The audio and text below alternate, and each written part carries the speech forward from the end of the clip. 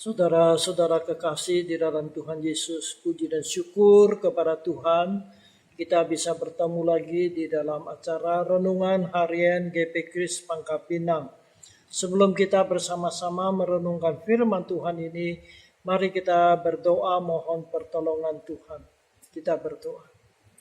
Bapa di dalam sorga, terima kasih Tuhan telah memimpin kami sehari lewat sehari. Hari ini kami boleh kembali di dalam acara Renungan Harian GP Kris Pangkal Pinang. Kami mohon tuntunanmu, pertolonganmu. Kami mohon Roh Kudus membuka hati dan pikiran kami. Beri iman kepada kami untuk percaya akan firman-Mu. Pakailah hamba-Mu untuk menyampaikannya dengan jelas. Terima kasih. Dalam nama Tuhan Yesus kami berdoa. Amin. Sekali lagi saudara sekalian, bersyukur kepada Tuhan kita dapat bertemu di dalam acara renungan harian gereja kita. Hari ini kita akan meneruskan renungan kita mengenai riwayat Tuhan Yesus. Dan pokok pikiran kita adalah Tuhan Yesus menyembuhkan anak pegawai istana.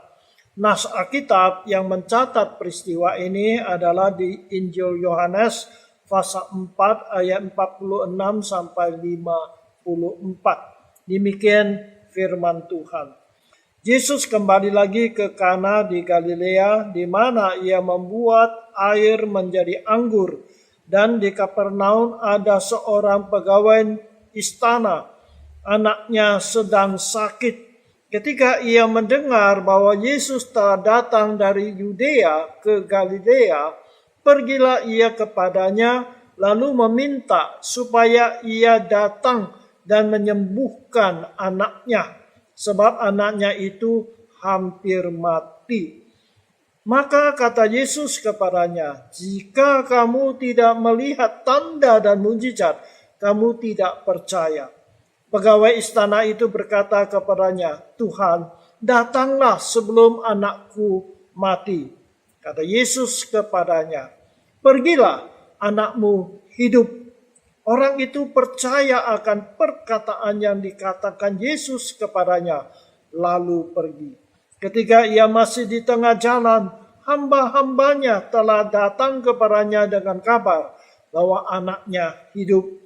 Ia bertanya kepada mereka, "Pukul berapa anak itu mulai sembuh?" Jawab mereka, "Kemarin siang pukul 1 demamnya hilang." Maka teringatlah ayah itu, bahwa pada saat itulah Yesus berkata kepadanya, "Anakmu hidup." Lalu ia pun percaya, ia dan seluruh keluarganya. Dan itulah tanda kedua yang dibuat Yesus ketika ia pulang dari Yudea ke Galilea. Amin. Demikianlah pembacaan firman Tuhan. Dari ayat Alkitab yang kita baca ini, kita dapat belajar beberapa hal yang penting. Yang pertama, mujizat ini terjadi di kota Kana di Galilea. Dan ini adalah mujizat yang kedua yang dilakukan oleh Tuhan Yesus di kota Kana. Jadi yang dimaksud mujizat kedua ini bukan mujizat kedua yang dilakukan oleh Tuhan Yesus, tetapi mujizat yang dilakukan Tuhan Yesus di kota Kana. Dan kota Kana ini selalu disebut kota Kana di Galilea. Karena kota Kana ini sangat kecil, maka banyak orang tidak tahu di mana letaknya Kana ini. Oleh sebab itu selalu disebut kota Kana di Galilea. Nah, Tuhan Yesus pernah melakukan mujizat yang pertama di Kana itu, yaitu merubah air menjadi anggur di pesta perkawinan. Itu yang pertama. Yang kedua, orang yang datang minta pertolongan Tuhan Yesus adalah seorang ayah yang tinggal di Kapernaum. Saudara sekalian, jarak kota Kapernaum dengan kota Kana itu adalah 32 kilometer. Jadi adalah jarak yang cukup jauh untuk zaman itu. Nah, seperti sekarang kalau kita Katakan 32 kilometer itu memang dekat. Karena transportasi kita yaitu dengan mobil atau sepeda motor. Tetapi waktu itu kan tidak ada mobil atau sepeda motor. Hanya paling dengan kuda atau keledai atau unta. Maka perjalanan 32 kilometer ini cukup jauh. Nah, saudara sekalian, Bapak ini datang kepada Yesus karena anaknya sedang sakit berat dan hampir mati. Nah, pada waktu itu Yesus baru datang dari Yudea ke daerah Galilea, yaitu di kota Kana ini. Saudara sekalian, kita lihat, Bapak ini cepat-cepat datang mencari Yesus karena dia sangat membutuhkan pertolongan dari Tuhan Yesus. Saudara sekalian, dia dikatakan dia adalah seorang pegawai istana. Berarti dia adalah seorang pejabat tinggi di pemerintahan. Orang yang penting, orang yang punya kedudukan. Saudara, biasanya orang penting, orang sibuk ini jarang mau datang kepada Tuhan Yesus. Tetapi apa boleh buat? Karena yang sakit adalah anaknya. Karena anaknya mau tidak mau, dia harus dan mau datang kepada Yesus. Saudara, inilah kita lihat hati seorang ayah, hati orang tua yang sayang anaknya. Ketika anaknya sakit, maka dia akan berusaha dengan segala cara supaya anaknya boleh menjadi sembuh. Ini juga menyatakan suatu hal, yaitu sifat manusia. Ketika kita lagi lancar, sehat, kita jarang mau datang kepada Tuhan. Tetapi waktu kita sakit, waktu kita dalam kesulitan, baru kita mau cari Tuhan. Tetapi kita bersyukur Tuhan tidak menolak kita. Walaupun demikian, Tuhan masih mau menolong kita. Karena Tuhan kita adalah Tuhan yang Maha Kasih. Dan yang ketiga, dia memohon Tuhan Yesus segera datang ke rumahnya. Ya, karena anaknya sakit. Dia khawatir kalau Yesus itu datang terlambat, anaknya sudah meninggal atau sudah mati. Saudara, dia percaya bahwa Tuhan Yesus itu dapat menyembuhkan anaknya. Tetapi dia berpendapat Yesus itu harus datang ke rumahnya. Barulah anaknya itu dapat disembuhkan. Tetapi jawab Tuhan Yesus tidak demikian. Kata Yesus kepadanya, pergilah, anakmu hidup. Saudara sekalian, orang ini percaya bahwa Yesus dapat menyembuhkan dia walaupun Tuhan Yesus tidak datang ke rumahnya di Kapernaum. Kita mengatakan dia pulang, berarti orang ini punya iman, percaya akan perkataan Tuhan Yesus. Dia pulang dan dikatakan di tengah jalan dia bertemu dengan hamba-hambanya yang datang menyongsong dia, beritahukan dia bahwa anaknya sudah sembuh, saudara sekalian. Lalu dia bertanya kepada hamba-hambanya, kapan anaknya itu sembuh? Diberitahukan, kemarin jam 1 siang. Nah, dia ingat pada waktu itulah Tuhan Yesus berkata kepada dia, anakmu sudah hidup. Berarti saudara sekalian, kita di sini melihat Tuhan kita adalah Maha Kuasa. Dia Maha Tahu, Dia Maha Kuasa. Yesus tidak perlu datang ke Kapernaum untuk menyembuhkan anak pegawai istana ini. Hanya dengan satu kata saja, maka anak itu sudah sembuh. Kuasa Tuhan tidak dibatasi oleh waktu. Kuasa Tuhan tidak dibatasi oleh tempat. Karena apa? Karena Tuhan kita itu Maha Kuasa. Oleh sebab itu saudara sekalian, kita bersyukur kepada Tuhan. Tuhan kita adalah Tuhan yang Maha Tahu, Maha kuasa.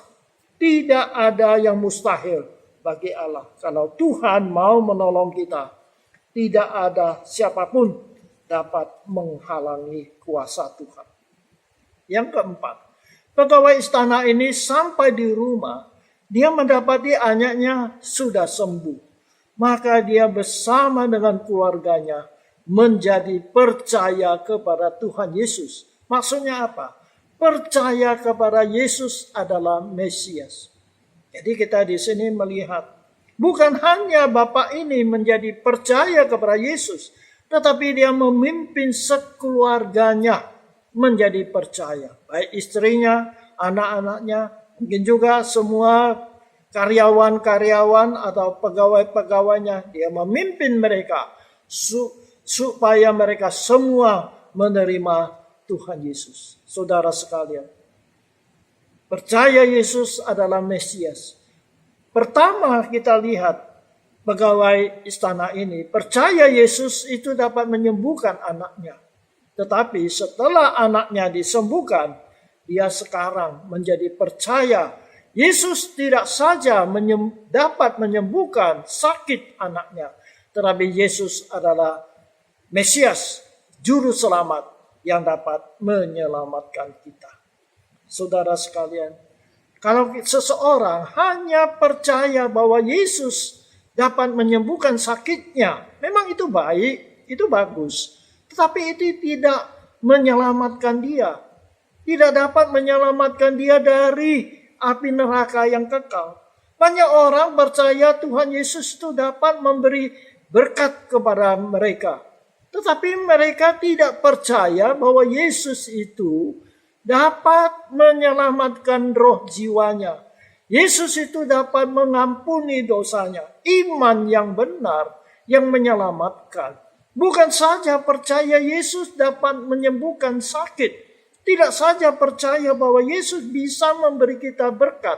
Tetapi lebih dari itu. Percaya bahwa Yesus itu adalah Tuhan. Yesus itu telah mati di kayu salib dan bangkit kembali. Yesus itu dapat mengampuni dosa kita. Dan Yesus itu dapat memberi kita hidup yang kekal. Nah, saudara sekalian, mari kita introspeksi diri kita. Bagaimana iman kita kepada Yesus? Apakah kita hanya percaya Yesus bisa menolong kita, menyembuhkan sakit kita? Apakah kita hanya percaya Yesus dapat memberkati kita? Saudara sekalian, kita harus percaya bahwa Yesus itu juru selamat yang dapat menyelamatkan kita. Saudara sekalian, pada saat ini kita sedang di dalam masa-masa pandemi virus COVID ini. Kita semuanya hidup di dalam kekhawatiran, ya, saudara sekalian. Begitu kita dengar, begitu banyak orang yang terpapar oleh virus ini. Memang banyak yang sembuh, tapi tidak sedikit yang meninggal. Nah, keadaan demikian bagaimana? Membuat kita khawatir, membuat kita was-was. Bahkan banyak menjadi takut. Tetapi saudara sekalian, mari kita beriman kepada Tuhan Yesus. Biarlah kita menyerahkan hidup kita kepada Tuhan. Biarlah kehendak Tuhan yang jadi. Kalau Tuhan izinkan kita menderita atau mengalami sakit COVID ini, biarlah kita bersandar kepada Tuhan. Biarlah kehendak Tuhan yang jadi. Kiranya Tuhan menolong kepada kita melalui renungan kita hari ini. Kita tahu bahwa Yesus adalah Tuhan yang maha kuasa, maha tahu, dan kuasanya tidak dibatasi oleh tempat, tidak dibatasi oleh waktu. Kapan saja, di mana saja Tuhan Yesus dapat menolong kita. Amin. Kiranya Tuhan berkati kita. Mari kita berdoa. Terima kasih ya Tuhan, Engkau adalah Tuhan yang maha kasih, maha kuasa. Engkau tidak saja dapat menyembuhkan sakit. Engkau tidak saja dapat memberi berkat kepada orang yang mencari Engkau. Tetapi Engkau adalah juru selamat yang dapat menyelamatkan jiwa kami. Tolong kami iman kepada Engkau dengan sungguh-sungguh, sehingga kami boleh menerima Engkau sebagai Tuhan kami, sebagai Allah kami, sebagai juru selamat kami. Sehingga kami ikut Engkau dengan setia sampai Engkau jemput kami. Terima kasih Tuhan, inilah permohonan kami. Kami doakan bagi bangsa dan negara kami yang sedang menghadapi virus corona ini ya Tuhan. Begitu banyak orang yang terpapar oleh virus ini. Banyak yang meninggal. Tuhan tolonglah. Kami doakan bagi pemerintah kami. Kami doakan dokter-dokter, para medis yang menangani atau menghadapi penyakit-penyakit ini. Kami mohon beri mereka kekuatan. Kami doakan juga bagi mereka yang terpapar penyakit ini. Tuhan, hiburkan hati mereka, kuatkan iman mereka, supaya mereka boleh bersandar kepada Tuhan. Kami percaya bagi Engkau tidak ada yang mustahil. Terima kasih Tuhan. Beri kami iman bersandar kepada Engkau. Dalam nama Yesus kami berdoa. Amin. Kiranya Tuhan berkati kita. Sampai berjumpa lagi pada kesempatan yang lain. Amin.